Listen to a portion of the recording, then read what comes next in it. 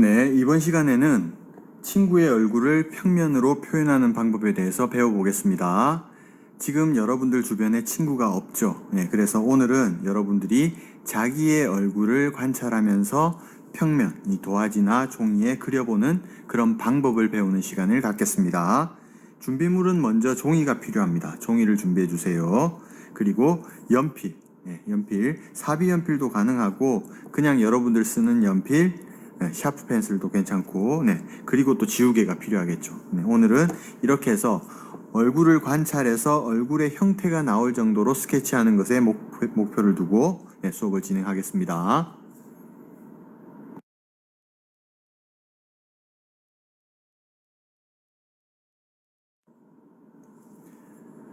먼저 얼굴 형태를 그려야 돼요. 그러면 이 도화지를 어떤 식으로 활용할까? 제일 먼저 여러분들은 연필을 이용해서 도화지에 십자 형태로 그냥 크기를 한번 이렇게 가늠을 해보세요. 이렇게 했습니다. 얼굴은 둥근 형태죠. 그럼 이 안에 이제 둥근 모양을 집어넣으면 되는데 완전히 동그란 원형으로 나오는 얼굴은 잘 없겠죠. 그러다 보니까 약간 길쭉한 얼굴 형태로 원을 그릴 수 있습니다. 한 번에 그리지 않아도 돼요. 그래서 약간 길쭉한 형태로 이런 식으로 형태를 표현하는데, 보통 우리가 얼굴을 보면 이렇게 아래쪽 볼에서부터 턱 쪽이 조금 더 이렇게 가늘게 내려오죠. 이런 계란 모양, 이런 형태로 우리가 많이 그려줄 수가 있어요. 정확하게 사람을 관찰하다 보면 이 턱 부위가 사람에 따라서는 약간 네모에 가깝게 이렇게 나오는 사람도 있을 수 있겠죠. 그래서 정확하게 관찰해서 거기에 맞춰서 얼굴형을 그려주는 게 제일 중요합니다. 자, 어느 정도 윤곽선이 나오고 나면 이제 조금 더 연필을 강하게 잡아서 여러분들이 원하는 얼굴의 형태로 이렇게 만들어 줍니다. 이렇게 만들어 주세요.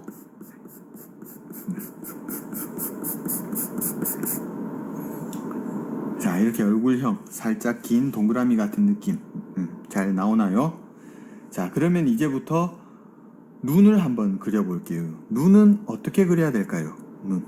여러분들이 아무 곳에나 눈을 그리게 되면 나중에 얼굴형에서 눈의 위치가 어울리지 않죠. 그래서 눈을 그릴 때는 머리 끝, 머리 정수리 제일 위 끝부터 그 다음에 턱 아래까지 이 거리를 절반을 이렇게 나눠보는 거예요. 절반을. 자, 이렇게 반씩 나눠봤습니까? 이렇게 나눌 수 있습니다. 이렇게 나눈 다음에 눈의 위치는 어디가 될까? 눈의 위치는 요 절반 선의 위치를 하게 되는 거예요.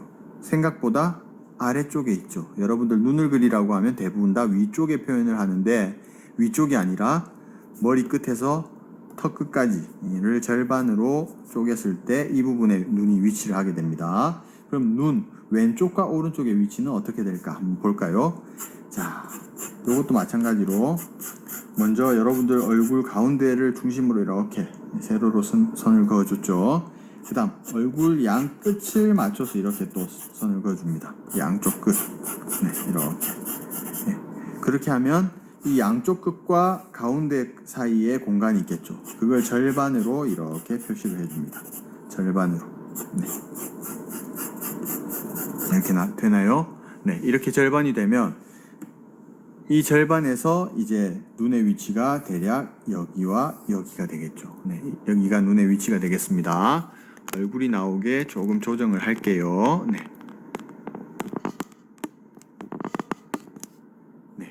됐죠?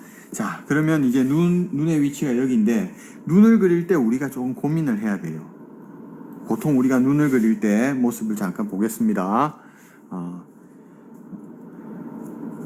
일단 선생님은 여러분들 잘 보이게 하기 위해서 이쪽 공간에다가 한번 그려볼게요. 자, 눈을 그릴 때 우리는 보통 눈 윗부분과 눈 아랫부분을 이렇게 표현을 한 다음에 눈동자를 그려주죠. 자, 그러면 첫 번째 눈동자를 선생님이 그려볼게요. 자, 이렇게 동그랗게 그린 다음에 얘를 색칠을 했어요. 자, 이 부분 잘 보이나요?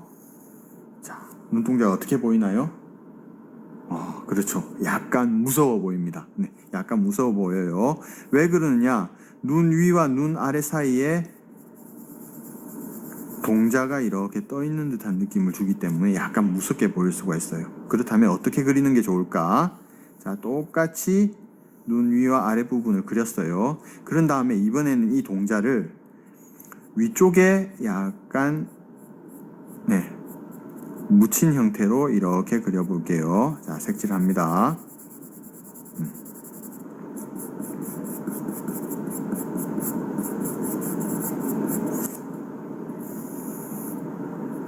자, 이렇게 했습니다. 자, 1번과 2번 중에 생각보다 2번이 훨씬 더 어울리게 보일 거예요.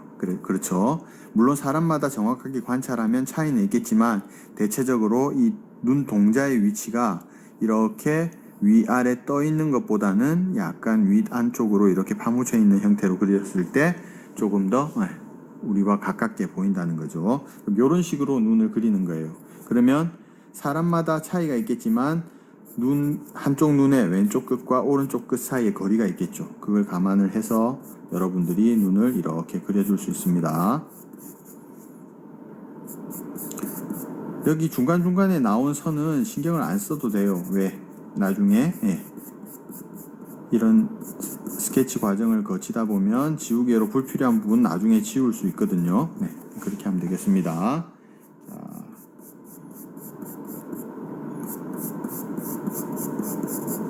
이렇게 하고 눈동자를 역시 마찬가지로 이렇게 표현을 해줄 수 있습니다. 오늘 배우는 것은 방법에 관한 거기 때문에 여러분들이 많은 연습을 하다 보면 조금 더 달라질 수 있겠죠. 자, 이렇게 했습니다. 그럼 이제 코의 위치를 구해야 돼요. 그렇다면 코의 위치는 어떻게 될까? 그냥 여러분들 눈과 끝 해서 아무렇게나 이렇게 하게 되면 코 역시 사람 얼굴에서 굉장히 비례가 중요한 부분이기 때문에 이때는 요 눈이 위치한 이 중심선과 턱 아래가 위치한 이 선을 세 부분으로 나눌 거예요. 세 부분으로. 세 부분. 그래서 세 부분으로 나누어서 이렇게 선을 한번 그어 볼게요. 이렇게 했습니다. 이렇게 한 다음에 제일 중요한 것은 코의 위치예요. 코의 위치. 코끝의 위치. 콧구멍이 있는 코끝의 위치. 코끝의 위치가 요걸 이렇게 세 등분으로 나눈 것 중에 첫 번째 등분의 아래쪽에 이렇게 오면 좋아요. 아래쪽. 코는 이쪽에 위치를 해야 된다는 거죠. 콧구멍의 위치가 이쪽에. 무슨 말인지 알겠죠? 코끝의 위치는 이쪽에 들어와야 됩니다. 이렇게 들어오게 하기 위해서는 코의 평수, 코의 넓이 있죠. 코가 얼마만큼 넓은지 그걸 확인을 해야 되는데 코의 넓이를 확인할 때 우리는 이제 이 눈의 거리를 참고하면 되겠습니다. 눈의 거리를 봐서 이렇게 내려왔다 그러면 코는 여기에 맞춰서 이 안쪽에 들어간다고 이렇게 보면 되겠죠. 이렇게 되겠습니다. 그러면 불필요한 코 부분을 조금 지우고 그럼 요게 이렇게 코가 되는 거예요.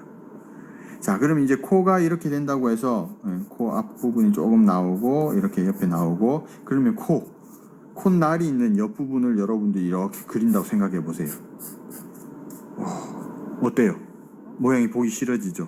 그래서 코는 이쪽 형태 같은 윤곽은 우리가 있다는 것을 관찰을 하지만 실제로 그림을 그릴 때는 이 부분은 표현을 하지 않습니다. 이 부분은 표현을 하지 않고 이 아랫부분 있죠? 이 부분 중심으로 이렇게 표현을 하면 되겠습니다. 자, 이렇게 했어요. 다음 이제 입이 필요하겠죠. 입은 역시 마찬가지로 코가 두 번째 선 아래쪽에 있었다면 입은 요 세 번째 선에 위치를 하면 되겠죠. 입도 마찬가지로 좌우 입꼬리에 넓이가 필요할 거예요. 얘는 보통 어떻게 하느냐? 눈동자 있죠, 눈동자.